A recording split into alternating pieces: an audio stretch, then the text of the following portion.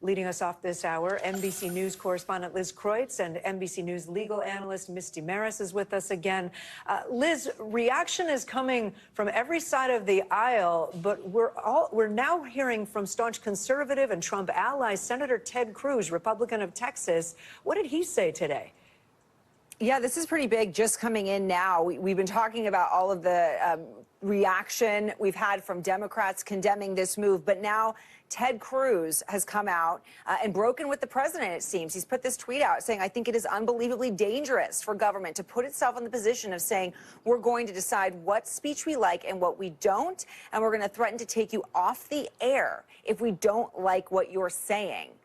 This comes after yesterday, President Trump was on Air Force One and seemed to suggest that networks or broadcasts that make comments that are unfavorable to the president and bad press for him could have their licenses revoked. And after the FCC chairman, Brendan Carr, went on a media blitz Thursday, praising Disney's move for suspending Kimmel and warning that his crackdown on broadcast TV stations is not done yet. So this is a big break from a top Republican senator here to come out criticizing what's happening right now. And I should say we also heard from former Vice President Mike Pence yesterday, who said that while he doesn't agree with Kimmel, he also did wish that the FCC chairman hadn't inserted himself into this. Liz, thank you. And just to clarify, Ted Cruz, the senator, was speaking on his own podcast when he said that. Misty, let me turn to you. Let's talk about what President Trump said on Air Force One. He was alluding to threatening broadcasters' licenses, right? Can we talk about, legally speaking, what is the federal government allowed to do when it comes to broadcast licenses? So FCC issues licenses to all of these local stations, and the standard is the content in the public interest? So that is an incredibly broad standard. And what Brendan Carr has said is that he's going to take the most expansive view of the FCC's regulatory power and actually analyze these licenses under the public interest standard. Now, this is something that has not generally been used in the past decades because there are so many significant First Amendment challenges to say that there's going to be content filtered based on whether or not the FCC likes it. And that would be First Amendment protections. And it would be the government using coercive power under Supreme Court precedent if they were to threaten regulations or basically removing licenses based on those First Amendment protections and lawful use of that right. So it is a complicated legal road. And quite frankly, what President Trump said coming off Air Force One, that we're going to use this public interest standard to say, if you talk about me negatively, that would be a strong argument that it violates the First Amendment. All right, Liz, let me go back to you. Everyone seems to be talking about this, except perhaps Jimmy Kimmel himself, right? We haven't heard anything from him. Do we know whether this might be a short-term or long-term suspension?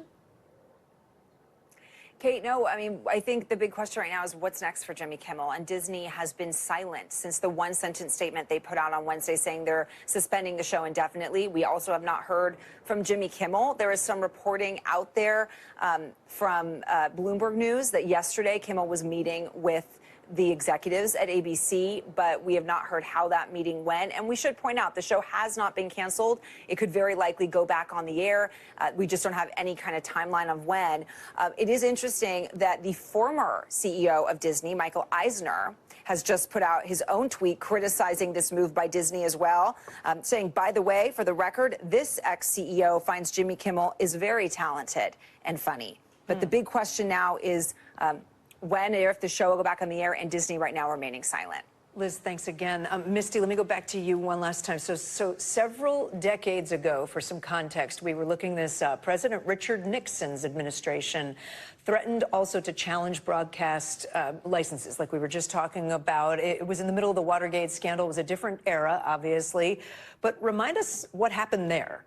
So in that particular case, he challenged these licenses. And again, this falls into that First Amendment challenge. And this has actually spurned decades of case law relating to that coercive power in government, that challenging those licenses can actually be implied pressure by the government to revoke or not give these stations licenses based on talking about the president in a negative way. So that is the type of precedent that we're looking at right now with this particular issue, if there were to be FCC challenges in licenses in present day. Right. Okay. Misty Marris, Liz Kreutz, thank you all. A lot going on.